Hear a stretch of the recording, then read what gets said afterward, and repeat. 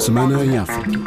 Bem-vindos a mais uma rubrica Semana em África. Esta semana, a atualidade africana fica marcada pela Guiné-Bissau, com o presidente da Liga dos Direitos Humanos, Boubacar Touré, a denunciar as tentativas de sequestro e ameaças que tem enfrentado nos últimos tempos. Em entrevista ao jornal O Democrata, o presidente da Liga dos Direitos Humanos, cujo paradeiro continua indefinido, afirma que neste momento é o homem mais procurado do país e que o objetivo do regime é prendê-lo e levá-lo para o Ministério do Interior para ser torturado.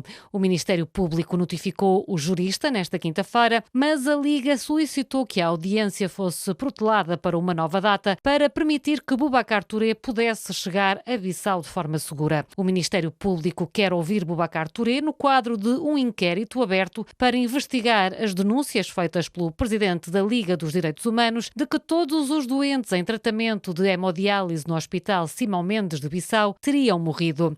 Ao jornal O Democrata, Boubacar Touré disse ainda que não é fugitivo e garante que está disposto a colaborar com a Justiça diante dos órgãos competentes. O presidente da Guiné-Bissau considerou que Boubacar Touré se está a esconder, mas disse que terá de enfrentar a Justiça para provar as declarações que afirma serem falsas. O Maru Sissoko Embalo comparou a Liga Guineense dos Direitos Humanos a um partido político pela forma como tem sido dirigida pelo atual líder, o jurista Boubacar Touré. A reportagem é de Moussa Baldé. O Maru Sissoko Embalo voltou a comentar a polêmica das autoridades do país com o presidente da Liga Guineense dos Direitos Humanos, o jurista Boubacar Touré. Sissoko Embalo voltou a frisar que não tem gostado da atuação de Boubacar Touré à frente da Liga, que considera de um partido político. Embalo considera que a Liga poderá estar a atuar fora do seu mandato porque a Procuradoria-Geral da República não está a fiscalizar. O Maru Sissoko Embalo instou a Procuradoria a averiguar os estatutos da Liga para ver qual é o seu mandato, para ver se está tudo conforme. Caso contrário, disse que a organização deve ser simplesmente extinta. Em entrevista à RFI, o jurista e membro do coletivo de advogados da Liga dos Direitos Humanos da Guiné-Bissau, Fodé Mané, descreve a perseguição como uma forma de calar a crítica no país. Não, eles sabem que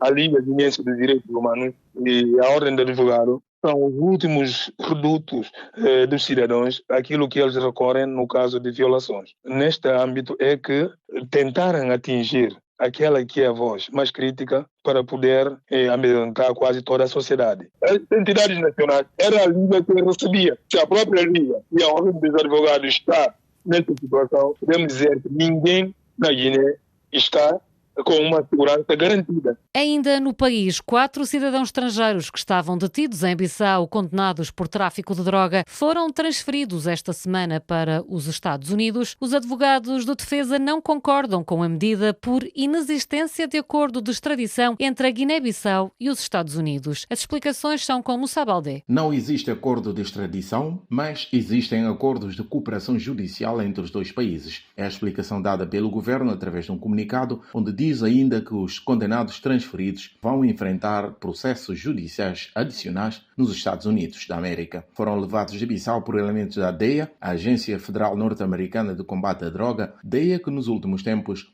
tem feito reuniões com as autoridades guineenses no sentido de transferir os detidos para os Estados Unidos. O comunicado do governo refere que a transferência daqueles detidos evidencia a firme determinação das autoridades guineenses em combater eficazmente o tráfico de drogas e outras formas de criminalidade.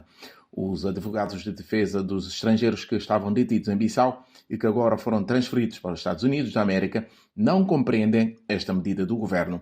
Os advogados aguardam por uma autorização da Ordem dos Advogados da Guiné-Bissau para se pronunciarem, mas já vão dizendo em conversas com jornalistas que não foram informados da saída dos seus clientes do país. Trata-se de 2 cidadãos do México, um colombiano e um cidadão do Equador, detidos no dia 7 de setembro de 2024, com cerca de 2,6 toneladas de cocaína que traziam num avião a partir do México.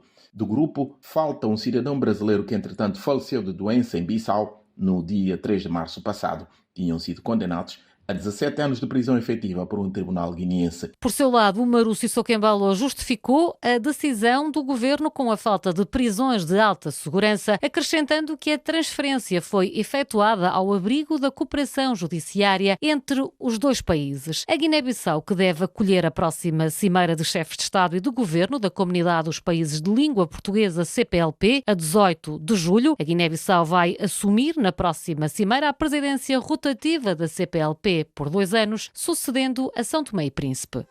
Bissau 94 FM. Em Angola, o Executivo quer criminalizar a disseminação de informações falsas na internet com penas entre 1 e 10 anos de prisão. A medida vem expressa na proposta de lei sobre a disseminação de informações falsas na internet, iniciativa do Ministério das Telecomunicações, Tecnologias de Informação e Comunicação Social, e pretende responder legalmente ao elevado número de notícias falsas no atual contexto nacional e internacional. Em entrevista à RFI, Cesaltina Abreu, investigador independente em Ciências Sociais e Humanidades, afirma que se o objetivo é combater as notícias falsas, o governo devia começar por regular os órgãos de comunicação públicos que a investigadora acusa de serem os principais agentes de desinformação no país. Esta proposta de lei insere-se no âmbito de um conjunto de medidas que vêm sendo tomadas, que de alguma forma visam a securitização do Estado em Angola e de alguma forma também visam já a preparação de 2027. Ou seja, do período eleitoral. Sim.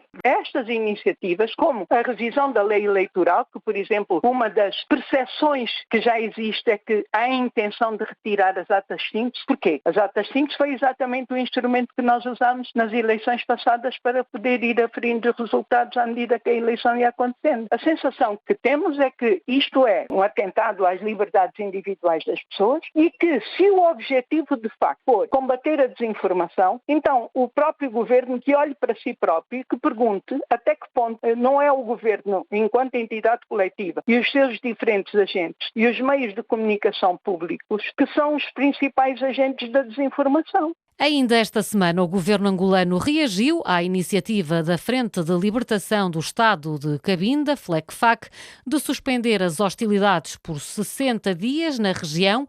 O Executivo denuncia o facto da UNITA, o principal partido da oposição, estar a negociar com o grupo e considera que o canal de televisão público português, a RTP, de ser o órgão preferido para divulgar alegadas notícias falsas sobre o enclave de Cabinda. A reportagem é de Francisco Paulo. Em nota distribuída à imprensa, o governo angolano reagiu à iniciativa da FLECFAC de suspender as hostilidades por 60 dias na região, apontando a UNITA de estar a negociar com o grupo e a RTP de ser o órgão preferencial para a divulgação de alegadas notícias falsas sobre o enclave de Cabinda. O responsável para a comunicação e marketing da UNITA, Evaldo Evangelista, desvaloriza as acusações, alegando que o governo está com dificuldades em admitir que há conflito em Cabinda. São acusações que demonstram que o governo angolano está com alguma dificuldade em aceitar e admitir que há conflito. O conflito em Cabinda existe e é real. Ainda nesta terça-feira,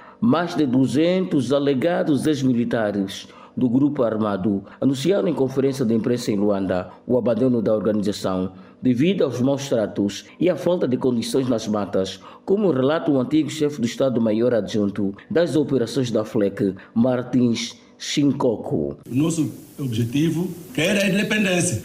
Nesse preciso momento, não, já não quero escutar esse nome de FLEC. Trabalhamos muitos anos de mato com o senhor Jean-Claude Nzita, que é o presidente Manuel Nzita. E lá falta de alimentação, remédio, até próprias armas. Portanto, sofrimento, por isso que já viemos.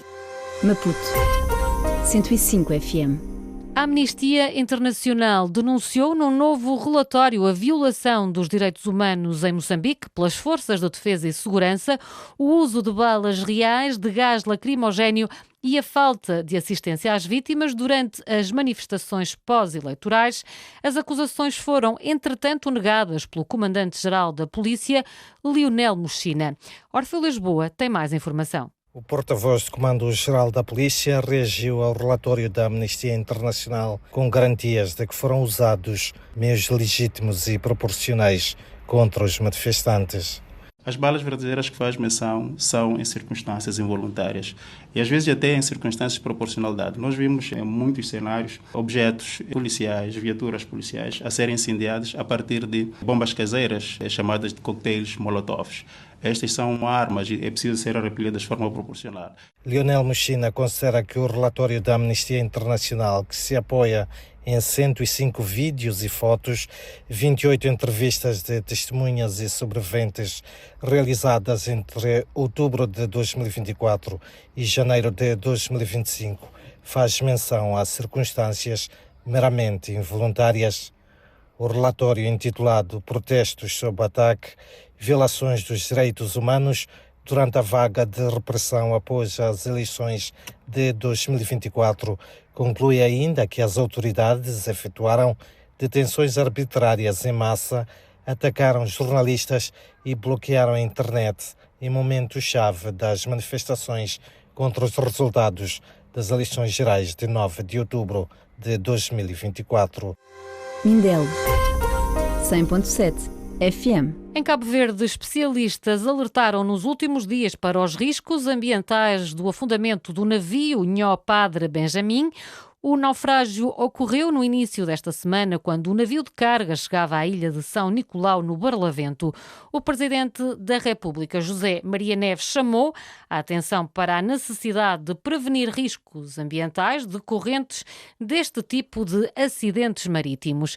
A reportagem é de Odeir Santos. O Presidente da República falou pela primeira vez sobre o naufrágio do cargueiro Nhó Padre Benjamim, ocorrido na segunda-feira passada. José Maria Neves chamou atenção para a necessidade de prevenir riscos ambientais decorrentes do tipo de acidentes marítimos e pediu medidas para garantir a segurança marítima. Temos de trabalhar no sentido de garantir que os transportes marítimos entre ilhas sejam seguros, tenham qualidade e há que analisar com cuidado este acidente, ver as causas e tomar as medidas consequentes. Uma outra questão tem a ver com a possibilidade de poluição das águas marítimas e também temos de fazer tudo para mitigar eventuais estragos e prevenir para casos futuros. José Maria Neves falava à imprensa à margem do lançamento do Festival de Recreação Histórica de Ribeira Grande de Santiago, onde reafirmou a sua preocupação com a segurança marítima em Cabo Verde, na sequência do recente naufrágio do navio Nhó Padre Benjamim.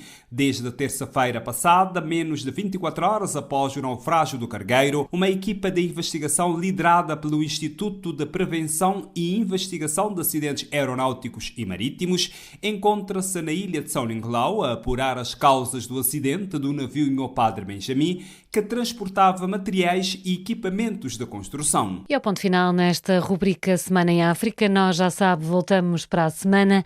Até lá, fique bem.